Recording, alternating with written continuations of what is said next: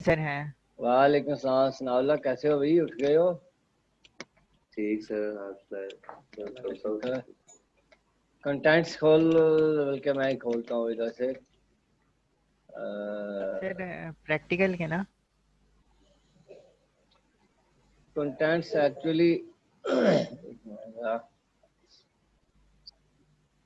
Sir वो जो assignment थी वो उसमें आरसीबीडी वाला लगाना था ना डिजाइन, नोवा वाला। वो आपको अपना जो असाइनमेंट 1 थी वो कौन सी दी हुई थी? सर वो तो वो रॉ डेटा और मेन डेटा उसका बनाना था। रॉ डेटा और mean data according to which design?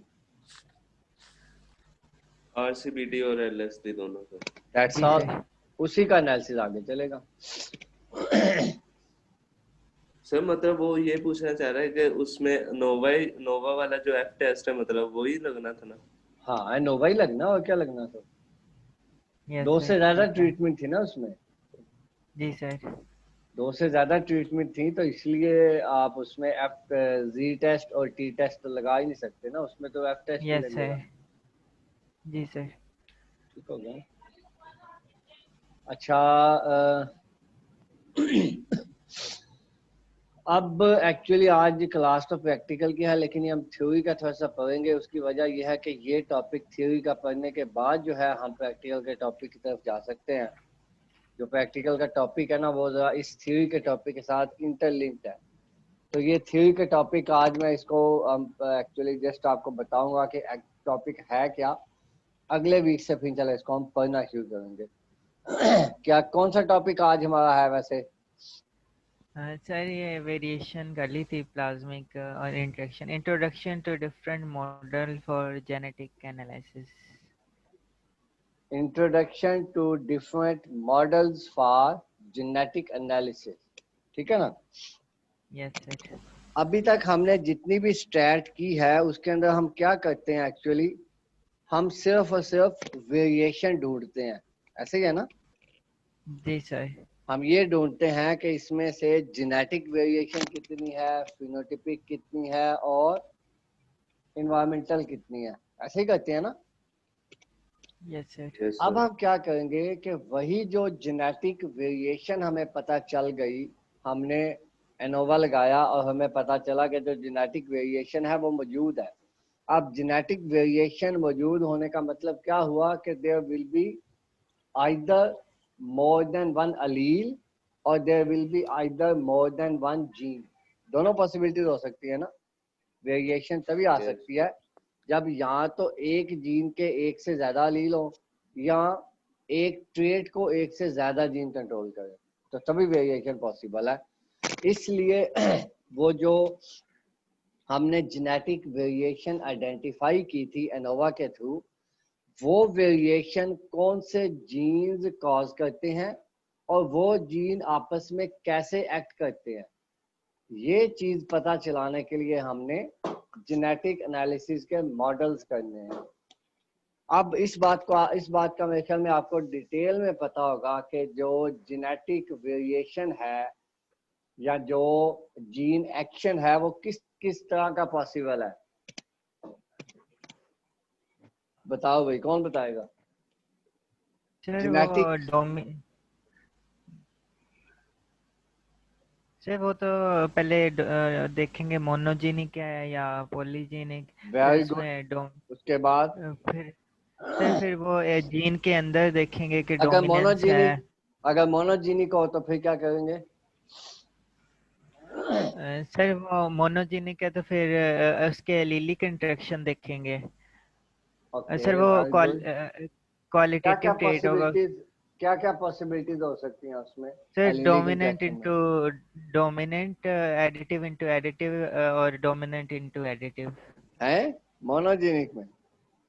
Sir monogenic में मोनोजेनिक की बात हो उसमें। रही है। सर, सर डोमिनेंस हो सकता है, हाँ, और रिसेसिव हो सकता रिसेसिव। है या वेरी गुड। इसके अलावा दो चीजें बस। एडिटिव एडिटिव हो सकता है सर। एडिटिव हो सकता है एक मोनोजेनिक में। No sir. सर सर हो सकता है। कैसे? सर दोनों अलील जो यानी कि दोनों अलील एक्सप्रेशन दे रहे हो वो प्लस होके आ रहा। मोनोजीनिक के अंदर क्या हम उसको एडिटिव का नाम देते हैं? नो सर, वैसे नाम नहीं देंगे। नाम कौन सा देते हैं उसको? सर वो उसमें एक कोडोमिनेंस होता है और एक और वेरी होती है गुड। टर्म सर वो। एक पार्शियल डोमिनेंस होता है, एक को डोमिनेंस होता है, यस सर। Yes sir. ठीक है ना? तो जी सर। मोनोजेनिक के अंदर हम एक्चुअली होता वो एडिटिवनेस की तरह का ही है, एक्शन वही होगा लेकिन उसको नाम डिफरेंट हम देंगे।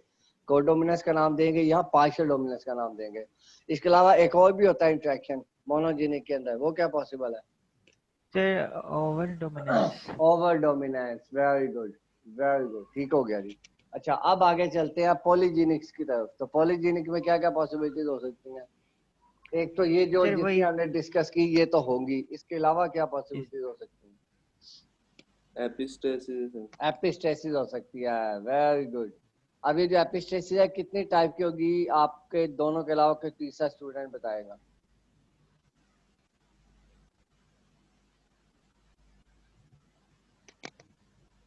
इस्मा।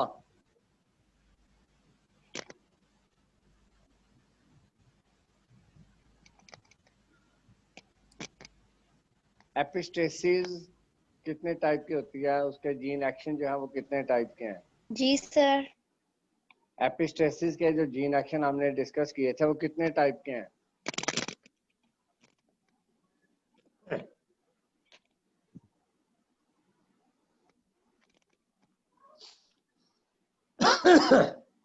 चलें कोई और बता दे, हमजा बता दे।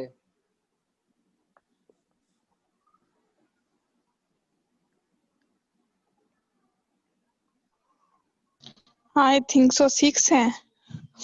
6 हैं? अच्छा, कौन कौन से?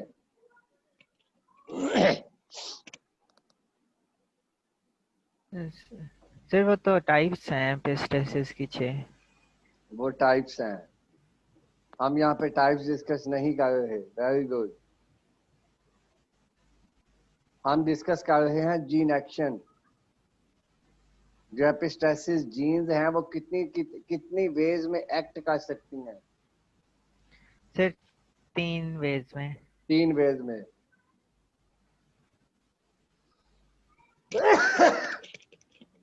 कौन कौन से? Sir additive into additive, dominance into dominance और additive into dominance. Very good, sir very एक फिक्सिबल है और 2 नॉन फिक्सिबल। गुड। फिक्सेबल कौन सा भाई Sanaullah? Yes sir. Fixable sir कौन सा वाला है? फिक्सेबल सर एडिटिव होता है फिक्सेबल। एडिटिव होता है। अच्छा जुनारा, ये बताओ कि अगर जो किसी ट्रेट का जीन एक्शन फिक्सेबल हो तो इसका क्या मतलब हुआ, कौन सा ब्रीडिंग मेथड हम अपनाएंगे?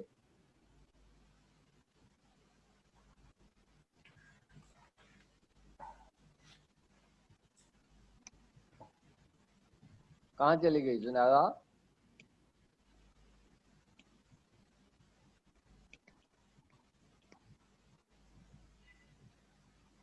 इधर शोर है, चले कोई और स्टूडेंट बता दे।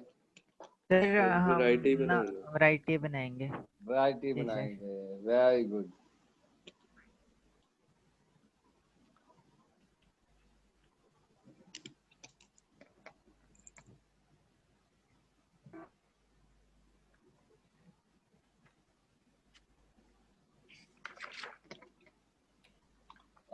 चलें, इट्स ओके, कोई बात नहीं, गुड हो गया। ठीक है जी। तो अब ये जितने भी हमने जीन एक्शंस हमने डिस्कस किए हैं,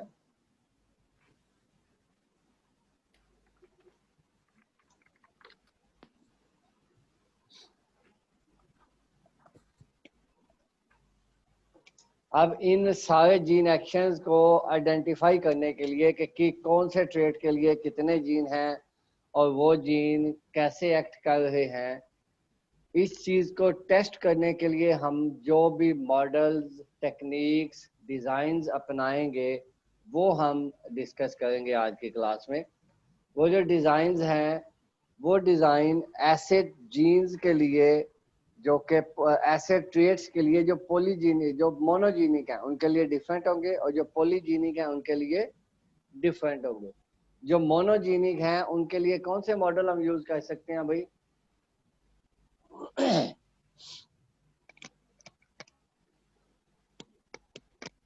मोनो, अगर किसी ट्रेट को एक जीन कंट्रोल करता है और उसका हम जीन का एक्शन फाइंड करना चाहते हैं तो किस वे से हम कर सकते हैं? कौन सा मॉडल यूज किया जा सकता है? सर उसमें Punnett square method. Punnett square method use कर सकते हैं। सिंपल जो मेंडल ने यूज किया था मेथड, वो हम मेथड यूज कर सकते हैं क्योंकि उसके अंदर एक ही जीन है और वो इंडिपेंडेंट है, किसी को कुछ नहीं कहती, तो उसके जरिए हम स्कूल से उसको आइडेंटिफाई कर सकते हैं। उसके लिए क्या करेंगे हम? जो काम मेंडल ने किया था वो करेंगे। दो डिफरेंट प्लांट लेंगे, उनका क्रॉस करवाएंगे, F1 आ जाएगा, F1 की आगे सेल्फिंग करवाएंगे, F2 आ जाएगा, और F2 में से डाटा कलेक्ट करके हम आइडेंटिफाई कर लेंगे कि क्या इसके अंदर जो डोमिनेंट इंडिविजुअल्स हैं और जो रिसेसिव इंडिविजुअल्स हैं उनकी रेशियो क्या बनती है। समझ आ रही है ना बात की? Yes sir. तो हम सिंपली मेंडेलियन वे से हमें पता चल जाएगा कि इसमें डोमिनेंस है या को डोमिनेंस है। ठीक है जी, डोमिनेंस का पता चल जाएगा। अगर उसके अंदर रेशियो 3:1 नहीं आती तो उसका मतलब क्या हुआ कि उसके अंदर डोमिनेंस नहीं है, कोई और फिनोमेना है। फिर हम वो फिनोमेना ढूंढेंगे नेक्स्ट वे से, उसके अंदर फिर हम ये चेक करेंगे कि रेशियो आती क्या है। ये इस बात का हमें पता है कि अगर पार्शियल डोमिनेंस हो तो जो रेशियो है वो क्या होगी, 3:1 से थोड़ी सी स्लाइटली डिफरेंट होगी। यानी कि ये हो सकता है 2.5:1.5 हो या 2.7:1.3 हो। सो थोड़ी सी चेंज होगी पार्शियल डोमिनेंस में। को डोमिनेंस में क्या होगा? को डोमिनेंस में रेशियो 1:1 आ जाएगी। टोटली 1:1 कैसे आ जाएगी? क्योंकि दोनों अलील अपना एक्शन परफॉर्म कर रहे हैं। ठीक हो गया ना? तो आगे फिर उसको हम देख लेंगे कि उसके अंदर कितने % को डोमिनेंस है। अगर अच्छा, इसी तरीके से ओवर डोमिनेंस भी टेस्ट हो सकती है। कैसे कि F1 को हम टेस्ट कर लेंगे, उसके पेरेंट्स के साथ परफॉर्मेंस उसकी टेस्ट कर लेंगे F1 की, तो उससे क्या पता चलेगा कि इसके अंदर ओवर डोमिनेंस है या नहीं। ऐसे पता चलेगा ना ओवर डोमिनेंस का। Yes sir. ठीक हो गया ना? तो उसके अंदर हम फिर क्या करेंगे कि F1 आ गया, उसका फिर 1 से क्रॉस पेरेंट 1 के साथ कंपैरिजन किया। जो हम एक्चुअली ओवर डोमिनेंस एक्चुअली क्या है, वो हेटेरोसिस, जैसे हम हेटेरोसिस निकालते हैं एक्चुअली वही ओवर डोमिनेंस है। ठीक है ना? तो ये तो सिंपल वे से हो ओवर जाएगा। Dominance sir, over dominance F1 का क्रॉस किसी भी पेरेंट से करवाने से होगा? क्रॉस नहीं करवाएंगे, कंपेयर करेंगे। Yes sir. ओके। हेटेरोसिस कैसे निकलती है? हेटेरोसिस का फार्मूला कौन बताएगा आप में से? सर उसका तो सिंपल नहीं था कि उसकी अगर यील्ड या परफॉर्मेंस ज़्यादा हो दोनों पेरेंट्स से। कोई फार्मूला भी होता है उसको निकालने का कि नहीं? सर फॉर्मूला नहीं पड़ा। हेटेरोसिस का फार्मूला नहीं पड़ा? 503 आपने किससे पढ़ा था? सर वो मैम ने पढ़ाया था। मैम से पहले?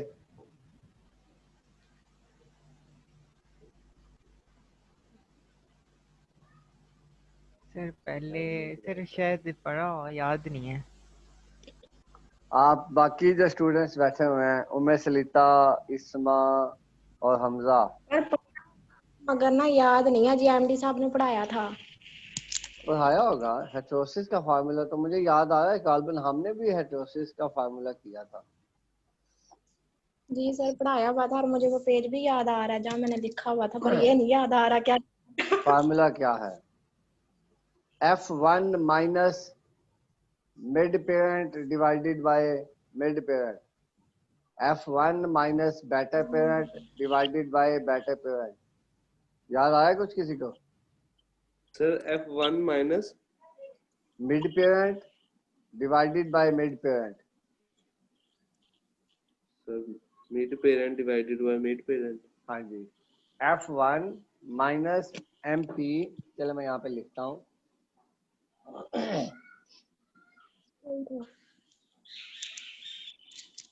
F1 minus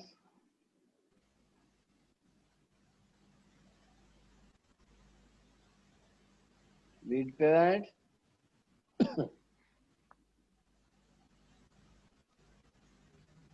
divided by mid parent. Okay sir, ये करवाया था। करवाया होगा, डेफिनेटली किया होगा आप लोगों ने। तो ये एक्चुअली हेटेरोसिस निकालता है। अब जो हेटेरोसिस होता है उसको उसकी जेनेटिक बेसिस को एक्सप्लेन करने के लिए कुछ थ्योरीज हैं। कौन कौन सी हैं, किसको याद है किसी को? सर दो डोमिनेंट हैं। थ्योरी एक सर, कौन जी कौन सर। सी हैं? और एक सर एक में तो ऑल दी फेवरेबल नाम क्या जो है, नाम क्या है थ्योरीज का? डोमिनेंट थ्योरी, और दूसरी मेरा ख्याल है सर ओवर डोमिनेंस एक, थ्योरी। Yes sir. तो हेटेरोसिस को एक्सप्लेन करने के लिए ओवर डोमिनेंस जो है ओवर डोमिनेंस की थ्योरी जो है वो यूज की जाएगी। डोमिनेंस की भी की जाती है लेकिन ज्यादातर ओवर डोमिनेंस की जाती है। तो इसी ओवर डोमिनेंस की हम बात कर रहे हैं कि जो ओवर डोमिनेंस है वो हम उसका पता कैसे चलेगा कि ओवर डोमिनेंस है या नहीं, वो आप पता चला सकते हैं हेटेरोसिस के जरिए। ठीक हो गया ना? ओके, अच्छा जी। अब आ जाए पॉलीजेनिक्स की तरफ, जिसके अंदर से हमें एडिटिवनेस भी चाहिए, डोमिनेंस भी हमने निकालनी है और एपिस्टेसिस भी निकालनी है। 3 चीजें निकालनी है। तो उसके लिए फिर जो डिफरेंट मॉडल यूज होते हैं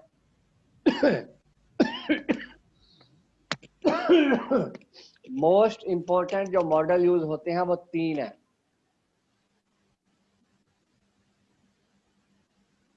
ठीक है जी। वो 3 जो हैं वो कौन कौन से हैं उनका आज मैं आपको हम सिर्फ नाम बताऊंगा, उसके बाद फिर हम इसको अगली क्लास के अंदर हम यूज करेंगे। पहला है डायलल, डायलल। दूसरा है लाइन इनटू टेस्टर। तीसरा है जनरेशन मीन्स एनालिसिस। नाम सुने हुए सर। नाम सुने हुए हैं? सर लाइन इनटू टेस्टर शायद पढ़ा था। जीएमए का भी पढ़ा होगा, नाम तो सुना ही होगा, डायलल का भी सुना होगा। सर ये मैम ने लाइन इनटू टेस्टर वाला करवाया था इनके थ्योरेटिकली। ओके, किसको? उसमें 503 में? यस सर, वो ब्रीडिंग फील्ड। हाँ ठीक है। तो ये 3 जो मेथड हैं या जो आप कह लें कि टेक्निक्स हैं जो कि यूज की जाती हैं genetic analysis of complex traits के लिए। ठीक है ना? तो इन ये 3 इंशाल्लाह हम डिस्कस करेंगे इस कोर्स के अंदर 1 बाय 1, और फिर इंशाल्लाह आगे चलेंगे। जहां तक कोई आप लोगों का क्वेश्चन हो तो आप लोग पूछ सकते हो। सर आपने लास्ट में क्या बताया? Generation means analysis. Okay sir.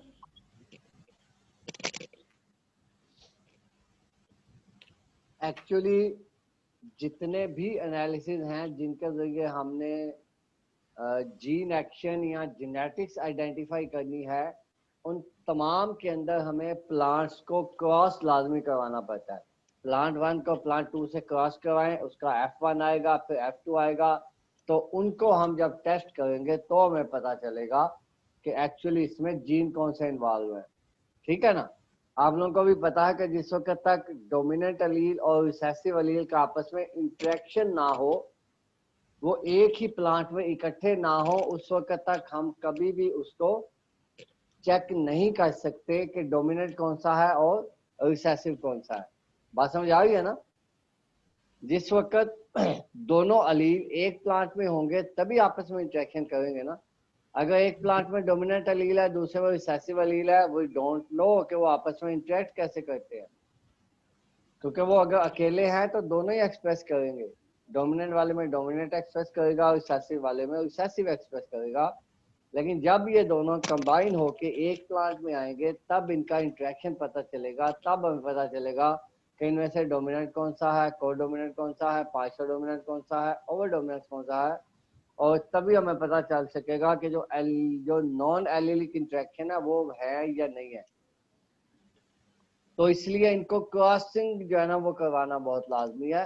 Plant 1 का प्लांट 2 से क्रॉस करवाएंगे। हर ये जो तीनों मॉडल है, तीनों मॉडल में से हर एक में जो है ना वो प्लांट 1 और प्लांट 2 का क्रॉस होगा।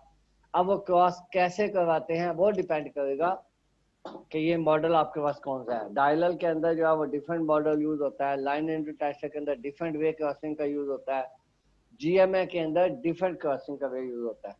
ठीक हो गया जी। तो इनको इंशाल्लाह हम डिटेल में डिस्कस करेंगे। आप लोगों ने इस वीक के अंदर इन तीनों को भी थोड़ा सा फाइल लेना है इंटरनेट से। जब आप ढूंढोगे ना डायलल, लाइन टेस्टर और जीएमए क्या होता है, तो आपको काफी सारी इंफॉर्मेशन मिलेगी। वो हम डिस्कस करेंगे अगली क्लास के अंदर, लेकिन आप लोगों ने इसको एक दफा पढ़ लेना ताकि आपके माइंड में कोई बात नहीं आ जाए, कोई क्वेश्चन आ जाए तो आप उसको नोट डाउन कर ले और फिर आप पूछिए। अच्छा, मैंने आप लोगों को एक रीडिंग असाइनमेंट दी थी, कितने स्टूडेंट्स ने की है? सो वो 2-3 पेजेस ही पढ़ेंगे सर। बस तो वो जीव जीव सा था शुरू से। आज सर बैठ कर पढ़ लेगा। आज बैठ मुझे तो कर याद